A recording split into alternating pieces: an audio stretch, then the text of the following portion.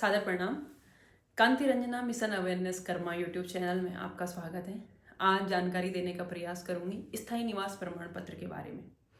इसके संबंध में मेरे द्वारा फेसबुक में पोस्ट की गई थी, जिसमें आदरणीय श्री शैलेंदु जी ने और श्री पंकज जी ने और श्री राकेश जी ने कमेंट किया है, और मेरा प्रयास रहेगा कि इस वीडियो में उनके प्रश्नों का भी उत्तर दूं। तो स्थायी निवास प्रमाण पत्र बनाने से पहले ये जानना ज़्यादा ज़रूरी है कि इसकी ज़रूरत क्यों पड़ती है। कई बार आपने देखा होगा ना कि हम लोग यहाँ मतलब पिछले कई सालों से रह रहे हैं, तो हमें लगता है कि स्थायी निवास बनाने की क्या ज़रूरत है, हम तो वैसे भी यहाँ के निवासी हैं ही। होता है, कई बार लोगों की मानसिकता मैंने इस तरह से देखी है, लेकिन मुझे लगता है कि इसी वजह से वो कई योजनाओं का लाभ नहीं ले पाते हैं। अब मैं एग्जाम्पल के साथ थोड़ा समझाना चाह रही हूँ।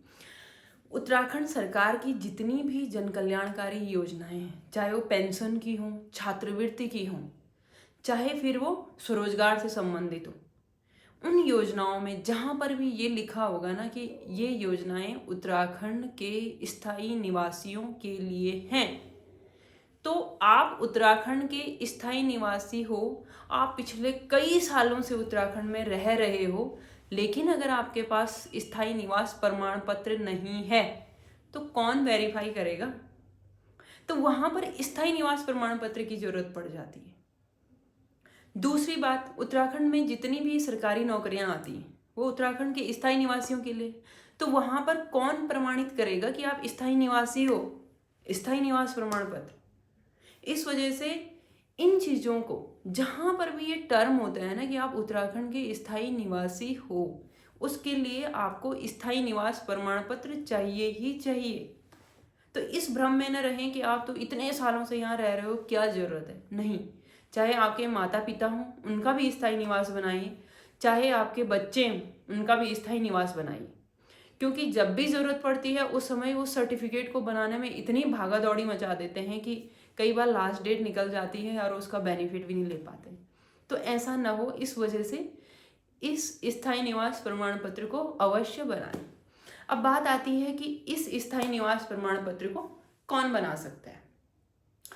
पहली बात तो उत्तराखंड के वो स्थायी निवासी जो पिछले कई सालों से यहाँ, जैसे मैं हूँ तो मेरे दादा परदादा कई सालों से उत्तराखंड में हैं, तो हम लोग बना सकते हैं। दूसरा, ऐसे लोग जो उत्तराखंड में आवेदन करने की तिथि से पिछले 15 वर्षों से उत्तराखंड में स्थायी रूप से निवास कर रहे हैं। स्थायी रूप से, ऐसे नहीं कि आज यहाँ कल वहाँ, नो, स्थायी रूप से निवास कर रहे हैं।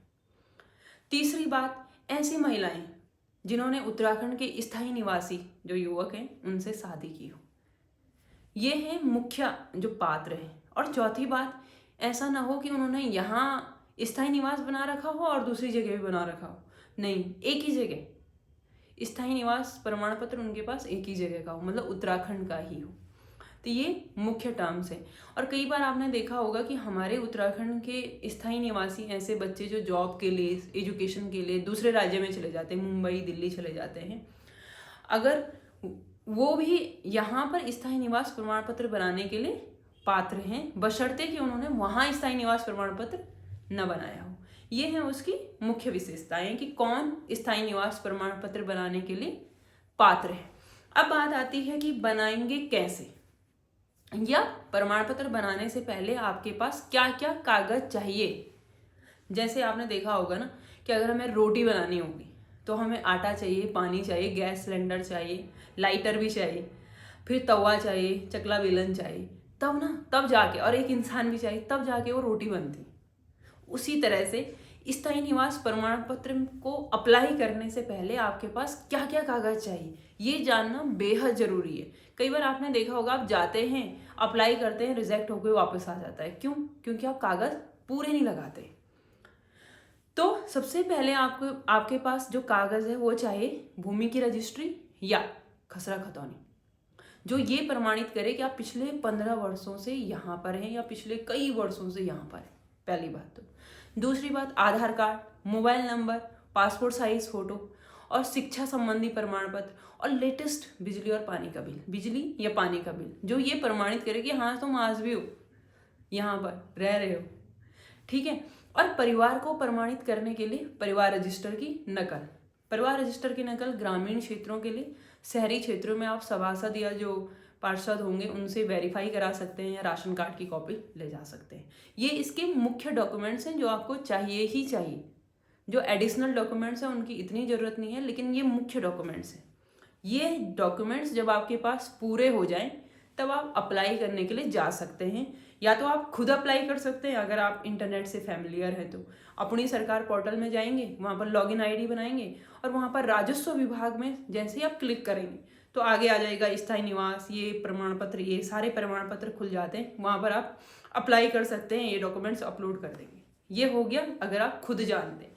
और अगर आप खुद नहीं जानते हैं तो आप जो नज़दीकी जन सुविधा केंद्र है, जहाँ पर आपने देखा होगा लिखा रहता है बिजली के बिल, पानी के बिल यहाँ जमा होते हैं, स्थायी निवास प्रमाण पत्र, ये प्रमाण पत्र यहाँ से बना सकते हैं, तो ऐसी दुकान में जाएं, ऐसी शॉप में जाएं, उसको बोलते हैं कॉमन सर्विस सेंटर या जन सुविधा केंद्र। वहाँ पर ये सारे डॉक्यूमेंट्स लेकर जाए। लेकिन अगर आपके पास डॉक्यूमेंट्स नहीं है, जैसे आपके परिवार रजिस्टर की नकल नहीं है, जैसे आपके पास खसरा खतौनी नहीं है, ये डॉक्यूमेंट्स अगर आपके पास नहीं है तो आप वहीं से इन डॉक्यूमेंट्स के लिए भी अप्लाई कर सकते हैं। अगर आपको खुद चलाना नहीं आता है, और अगर आप खुद चलाना आता है आपको इंटरनेट, तो आप अपनी सरकार पोर्टल से आप चेक कर सकते हैं या डाउनलोड कर सकते हैं या अप्लाई कर सकते हैं, ये सारी चीज़ें। ये रही बात वहाँ तक की। अब स्थायी निवास प्रमाण पत्र को जारी कौन सा विभाग करता है? राजस्व विभाग, और उसमें करते हैं उप जिलाधिकारी जो आपके क्षेत्र के होंगे, ठीक है। तो जैसे ही आप आवेदन करते हैं तो आपको एक नंबर मिलता है, उस नंबर को अपने पास संभाल के रखें। अब क्या होता है, जैसे आप अप्लाई करते हैं तो वो विभाग वाले जो कर्मचारी हैं, जैसे आपने पटवारी सुना होगा, पटवारी, राजस्व निरीक्षक, तहसीलदार, ये लोग जांच करते हैं आपके कागजों की ना, कि जो आपने कागज लगाए हैं ये ठीक भी है या नहीं है।